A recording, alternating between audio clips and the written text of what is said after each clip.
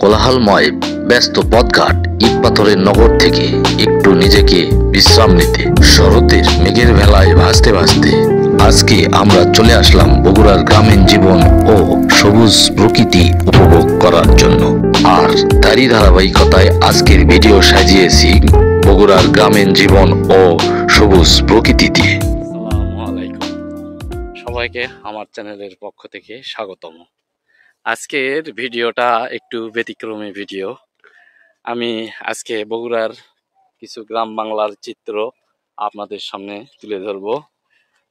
এটা বগুড়া জেলার একটা গ্রাম্য অঞ্চল। সেই গ্রামের জীবনযাত্রা এবং গ্রামের কৃষিকাজ এবং কৃষির জমিতে কি কি ফসল হয় সেগুলো আমরা আজকের ভিডিওতে দেখাবো। আমার পেছনে দেখতে পারতেছেন, এটা হচ্ছে বগুড়ার একটা গ্রামের পরিবেশ। এই যে আমার পিছনে, এই যে এটা একটা গ্রাম, এই গ্রামের নাম হচ্ছে মহিষবাথান।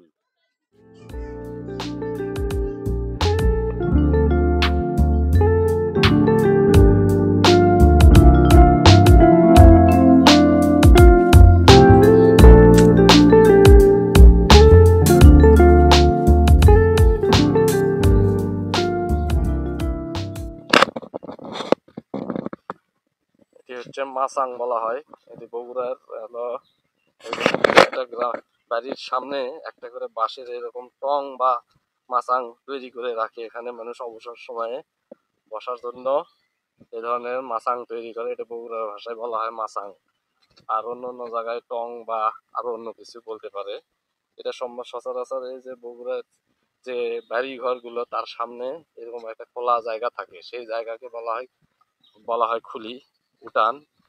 এই হচ্ছে এটাকে বলা হয় খুলি, বগুড়ার ভাষায় বলা হয় খুলি। এটা প্রত্যেকটা বাড়ির সামনে এরকম আগে এরকম প্রশস্ত জায়গা থাকতো। এখানে কিষানীরা তাদের দৈনন্দিন যে বিভিন্ন ধরনের কাজ সেগুলো এখানে বসে থেকে তারা শেষ করত। এই হচ্ছে আপনারা দেখতে পাচ্ছেন খুলি, আর এই খুলির পাশেই এই ধরনের একটা করে বাঁশের বসার ব্যবস্থা থাকে, সেটাকে বলা হয় মাচাং বা টং। সচরাচর আমাদের বগুড়াতে মাচাং হয়।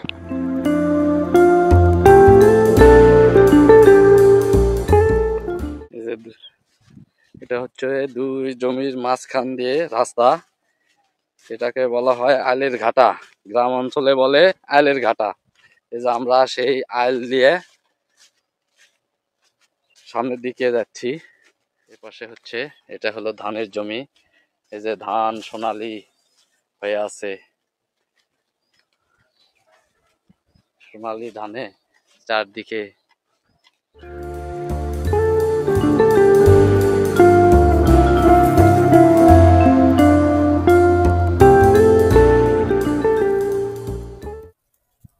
কত সুন্দর ধানের গাছ, খালি সোনালি কালারে, সোনালি বর্ণ ধারণ করছে, খালি ঝিলমিল করতেছে ধানগুলা। দেখেন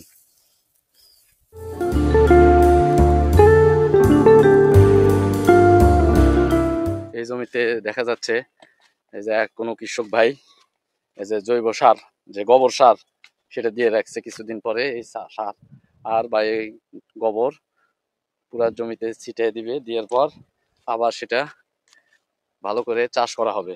এটা হয়তো কোনো ফসল এর জন্য জমিটা তারা তৈরি করতেছেন। সোনালী ফসলের উপরে শরতের মেঘ, কত সুন্দর মেঘের মেলা। যেহেতু এখন শরৎকাল,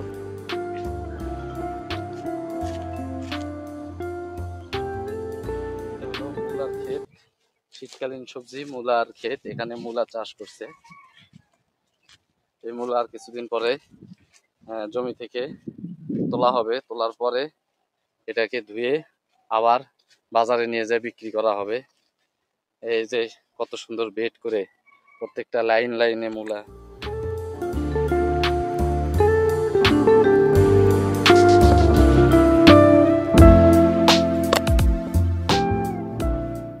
কত সুন্দর, খুব সুন্দর লাগতেছে।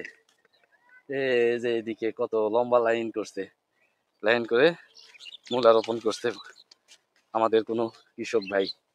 এ দেশের কৃষকেরাই মূলত আমাদের এর এই সমস্ত আমাদের দেশের প্রাণ। আমরা যারা শহরে থাকি বা এ দেশের যারা আমরা মোটামুটি কৃষিকাজের সঙ্গে জড়িত না, আমরা নির্ভর করি আমাদের এই দেশের কৃষকের ওপরে। তারা এই যে জমিতে তাদের ফসল ফলায় এবং সেই ফসলই আমরা কিন্তু ও আবার বাজারে নিয়ে গেলে আমরা অর্থ দিয়ে কিনে সেটাকে আবার আমরা নিয়ে যেয়ে খাদ্য হিসাবে গ্রহণ করি। তাহলে কৃষক আমাদের প্রাণ, এই জন্য কৃষককে বাঁচাতে হবে। কৃষকেরা যদি ফসল না ফলায়, তারা যদি কৃষি কাজের সঙ্গে জড়িত না থাকে, তাহলে আমাদের জীবন ধারণ করা অনেক কঠিন হয়ে যাবে। এই জন্য দেখেন এই যে রোদ বৃষ্টি ঝড় প্রখর রোদের মধ্যেও এই যে অনেক কৃষক ভাই তাদের জমিতে কাজ করছে।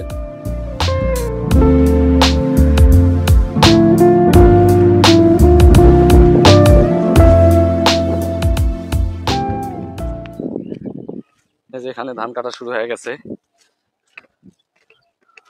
এই যে আটি করে ধান নিয়ে এসে এখানে রাখছে, রাখার পরে এই যে ড্রামের মধ্যে সে ধানগুলো মাড়াই করতেছে। এই যে দেখেন, এই যে এটা মনে হয় সম্ভবত একটা নেট, কাপড় নেটের উপরে রাখছে, রাখে এখানে সে ধানগুলা কৃষক, কোনো এক কৃষক ভাই মাড়াই করতেছে। এই যে জমিতেই মাড়াই করতেছে, যে কত সুন্দর ধান হয়েছে দেখেন। এটা সম্ভবত 28 ধান।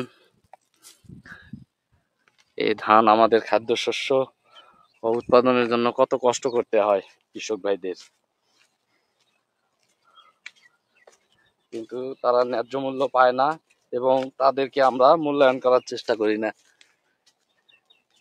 ফসলের চাষ করা হয়, এই যে এখানে কলার চাষ করছে কোনো এক কৃষক ভাই।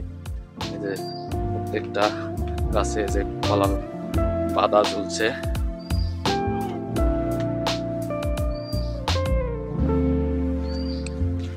মাঝখানে যে নালা করে দিচ্ছে, না এই ড্রেনের মধ্যে দিয়ে হয়তো এখানে সেচ দেওয়া হবে। এই জমিতে কোনো এক কৃষক ভাই এই যে লাল শাক চাষ করছেন, মাঝে দেখতেছি পেঁয়াজ রোপণ করছে, পেঁয়াজের চাষও করছেন। এটা হলো যৌথ ফসল, দো ফসলই বলা হয়। এর মাঝে এই যে বেগুনের চারাও দিছে, কত সুন্দর দেখেন। এই যে বেগুনের চারা, এই যে লাল শাক। আসসালামু আলাইকুম ভাই। ভাই কই যান? জমিতে আবার আনি হচ্ছে সেই জন্য। এই যে আমাদের কৃষক ভাই লিটন ভাই, এটা এই যে লিটন ভাই কোদাল আর কাঁচি নিয়ে যাচ্ছে হলো জমির আল কাটার জন্য। দেখেন একই জমিতে কত ধরনের ফসল উৎপাদন করতেছে। এই যে এখানে কলা আর গাছ দেখতেছি, তার পাশে পেঁপের গাছ। আসলে আমাদের দিন যত যাচ্ছে আমাদের কৃষিটাও কিন্তু বহুমুখী হয়ে যাচ্ছে, আস্তে আস্তে কৃষিরও অনেক ডেভেলপ, অনেক উন্নয়ন হচ্ছে।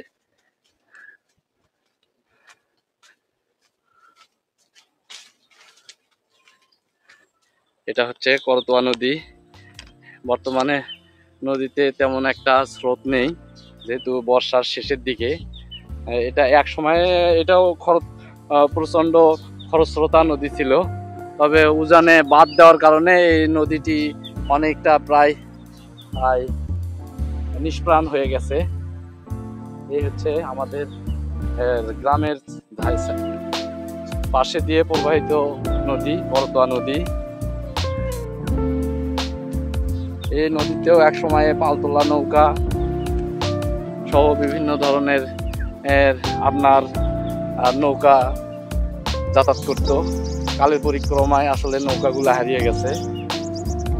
তো যাই হোক, এখনো এই নদীটির সামান্য একটুই অবশিষ্ট রয়েছে। এই হচ্ছে নদী।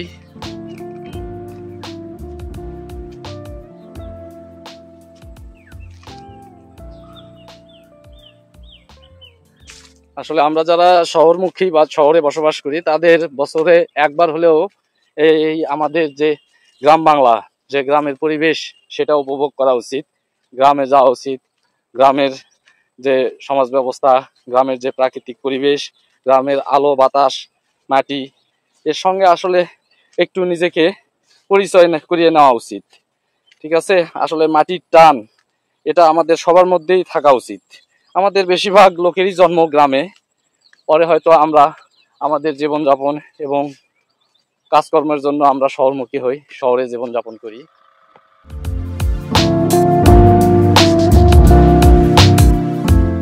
এটা হচ্ছে কুমারপাড়া আর কি, পালপাড়া বলা হয় এটাকে। এখানে যে বিভিন্ন ধরনের মাটির হাড়ি, তারপরে যে দই রাখার যে সরা এবং মাটির যে সমস্ত জিনিসপত্র সেগুলো তৈরি করা হয়। এই যে দেখতে পাচ্ছেন এই পাশে হচ্ছে সব এগুলো বাড়ি ঘরগুলো সব হচ্ছে কুমারপাড়া, প্রত্যেকটা বাড়িতেই কিন্তু মাটির কাজ করা হয়। দাদা নমস্কার, ভালো আছেন? এখানে কি হচ্ছে? এই যে দেখেন আমাদের এক দাদা, উনি এই মাটির বিভিন্ন ধরনের তৈজসপত্র সেগুলো তৈরি করে। এই যে এখানে মাটির কাপ তৈরি করতেছে, এই যে চা খাওয়ার জন্য বা দই রাখার জন্য যেটা আর কি। এই যে সব ছোট ছোট কাপ এগুলো আমাদের বগুড়া অঞ্চলের এই যে যারা এই যে এই কুমার পেশার সঙ্গে জড়িত আছেন। তো দাদা এটা কি আপনার মেশিন দিয়ে চলতেছে নাকি? মেশিন দিয়ে চলতেছে। এই মাটি কই থেকে আনেন, কিভাবে তৈরি করেন, একটু বিস্তারিত বলেন। এটা আপনার ওই নড়িলের বিল করে আচ্ছা ওখান থেকে আইনে মনে করেন যে এই কাজ আচ্ছা, এই মাটিগুলো আগে কি প্রসেসিং করা লাগে নাকি? আচ্ছা, প্রসেসিং করার পর তারপরে আপনার এই যে আপনারা মেশিনে এই যে দেওয়া লাগে, দিয়ে আগে এদের ফিনিশিং করা লাগে, করার পর তার হাতে আবার কাজ হাতে কাজ করতেছেন। এরপর তারপরে কি শুকান লাগে নাকি? লাগে। আচ্ছা, তারপরে পুরানো হয় এটাকে, তারপর এটা আর কি বাজারে বিক্রির উপযোগী হয়। আচ্ছা সুন্দর। দাদা আপনার নাম কি? কাশীনাথ পাল। কাশীনাথ পাল। কতদিন ধরে এই পেশার সাথে জড়িত আছেন? প্রায় 20-22 বছর। অনেক দিন, অনেক দিনের পুরো। আপনার মানে বাপ দাদাদের সবারই পেশা এটাই। মোদি ভালো আছেন না? এগুলো কি বানাচ্ছেন? দইয়ের কাঁসা। আচ্ছা আচ্ছা, এগুলো হাত দিয়ে আপনি মাটি নিয়ে এসে আগে আপনার এরকম ইয়ে তৈরি করে নেন নাকি? নেওয়ার পর আচ্ছা, এটা আপনার মাটিতে পোড়া লাগে না? পোড়ানোর পর শুকাইতে দেন নাকি, না পোড়ানোর আগে শুকান? রং দিতে হয়। আচ্ছা আচ্ছা আচ্ছা।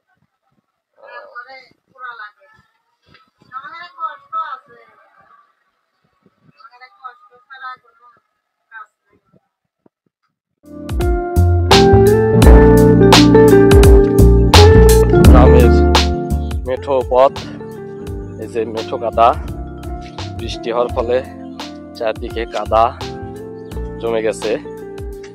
আর আসলে এই মাটির একটা আলাদা গন্ধ, আসলে সেটা একটা আলাদা একটা ফিলিংস আর একটা মোহ তৈরি করে। আমরা যারা গ্রামে মানুষ হয়েছি, ছোটতে গ্রামে বড় হয়েছি, গ্রামের মানুষ যারা, তারা আমরা এই গন্ধটা আমাদের এখনো খুব চেনা। যারা আমরা এই গ্রামেরই সন্তান, এই গ্রামে বড় হয়েছি, এখানেই খেলাধুলা করেছি, এই মাটির বুকেই, আমাদের কাছে এই মাটির সোধা গন্ধটা অনেক পুরাতন এবং অনেক চেনা। আসলে শহর জীবনে তো আমরা এগুলো পাই না। এই যে কাদা মাটি, এই যে মাটির একটা আলাদা গন্ধ, কত সুন্দর।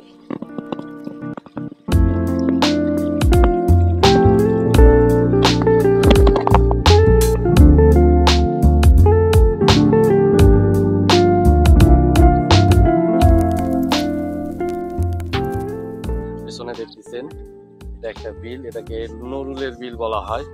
এটা হচ্ছে বগুড়া অঞ্চলের একটা বিল। বগুড়াতে যদিও তেমন বড় ধরনের কোনো বিল নেই, তারপরেও এটি মোটামুটি একটা আপনার বিল। এই যে গ্রাম বাংলার ঐতিহ্য এগুলো, আসলে এই যে বিল খাল এগুলো গ্রাম বাংলারই একটা অংশ। এই যে চারপাশে কত সুন্দর, এই যে অনেক পাখি উড়াউড়ি করতেছে, বিভিন্ন ধরনের পাখি, জলজ প্রাণী।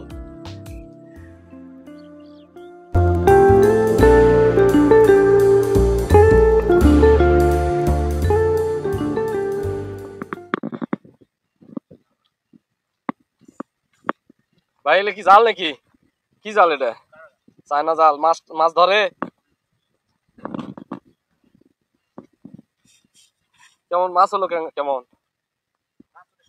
সকালে? এখন কি এলে ধুয়ে নিচ্ছেন? আপনি বাড়ি গুটি এটি বিলত সবসময় মাছ মারেন? বিলত মাছ আছে ক্যাঙ্কা?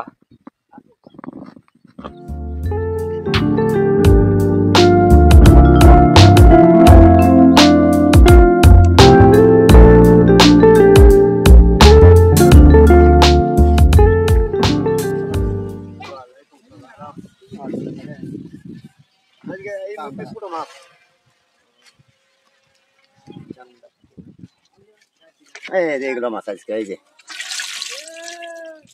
সুন্দর, খুব সুন্দর মাছ। এগুলো সব দেশি মাছ।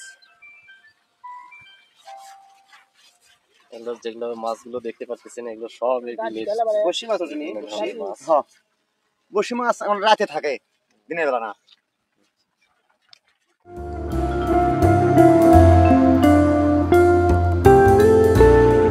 আমাদের গ্রাম বাংলার ভ্রমণ ভিডিও এই পর্যন্তই। দেখা হবে পরবর্তী নতুন কোনো ভিডিওতে। আমাদের ভিডিওটি যদি আপনাদেরকে ভালো লেগে থাকে তাহলে অবশ্যই লাইক এবং সাবস্ক্রাইব করবেন। পাশাপাশি আমাদেরকে বেশি বেশি অনুপ্রাণিত করবেন যেন আমরা আপনাদেরকে আরো জানা অজানা কোনো নতুন ভিডিও দিতে পারি। খোদা হাফেজ।